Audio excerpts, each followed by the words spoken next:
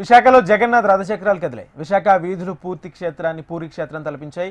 భక్తులు చేసే హరినామ సంకీర్తనలు, నృత్యాలు, కోలాటాలతో విశాఖ జగన్నాథ్ శోభయాత్ర ఆధ్యాత్మిక శోభను అలరించింది. రథాలపై కొలువైన శ్రీకృష్ణ, సుభద్ర, బలరాముడి దర్శనంతో జనం పులకించారు. విశాఖలో ఇస్కాన్ నిర్వహించిన జగన్నాథ్ రథయాత్రపై మరింత సమాచారం మా ప్రతినిధి అనురాధ అందిస్తారు. విశాఖపట్నంలో జగన్నాథ రథ చక్రాలు కదులుతూ ఉన్నాయి. పూరిలోని ఎలాగైతే రథయాత్ర జరుగుతుందో అదేవిధంగా ఇక్కడ విశాఖపట్నంలో కూడా ఈ రథోత్సవ మనకి మొత్తం ప్రజానికం అంతా కూడా కదిలి వచ్చారు. విశాఖ ప్రజలంతా కూడా ఈరోజు జగన్నాథ స్వామి రథయాత్ర ఉత్సవాల్లో పాల్గొంటూ ఉన్నారు. మనం చూడొచ్చు 3 రథాలు, అంటే పూరి క్షేత్రంలో ఎలా అయితే 3 రథాలని పెడతారో శ్రీకృష్ణుడు, అలాగే బలరాముడు, సుభద్రాదేవి, వీళ్ళు ముగ్గురు కొలువైన ఈ రథాలని ఈరోజు ఇక్కడ విశాఖ పురవీధుల్లో రథాన్ని లాగబోతున్నారు ప్రజలంతా కూడా. మరి పూరి క్షేత్రంలో ఏ విధంగా పూజలు జరుగుతాయో ఆ విధంగా ఇక్కడ ఈ రథయాత్ర మహోత్సవాన్ని అత్యంత వైభవంగా జరుపుతూ ఉన్నారు. హరే కృష్ణ నామ స్మరణతో విశాఖపట్నం నగరం అంతా కూడా మారుమ్రోగుతూ ఒక గొప్ప ఆధ్యాత్మిక వాతావరణంలో ఉంది. చెప్పండి సార్, అంటే రథయాత్ర విశాఖపట్నంలో జరుగుతుంది కదా, మీరంతా రథయాత్రలో పాల్గొంటున్నారు, ఏమన్నా? నాకు చాలా సంతోషంగా ఉన్నదండి రథయాత్రలో పాల్గొనడానికి. ఎవ్రీ ఇయర్ వస్తామండి. ఇది ఇస్కాన్ సాగర్ నగర్ వాళ్ళు పెట్టినారు.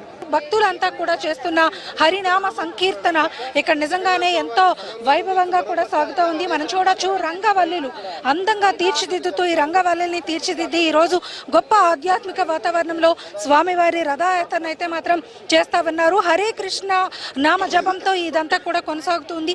సార్ చెప్పండి, ఈ రథయాత్ర వైభవం ఎలా ఉంది?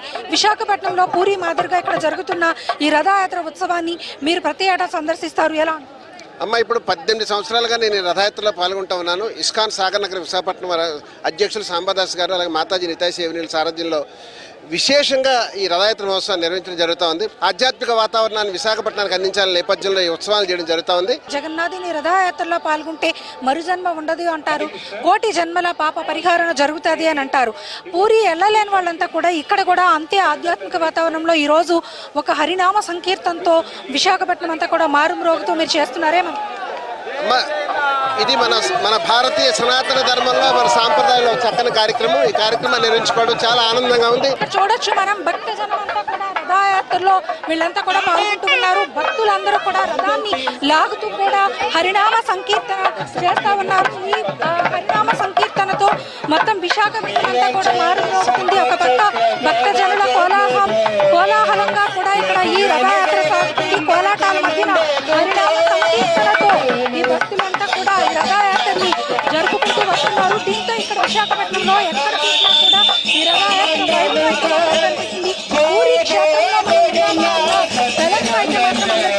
పూరి క్షేత్ర వైభవాన్ని చాటుతూ రథయాత్ర సాగుతుంది.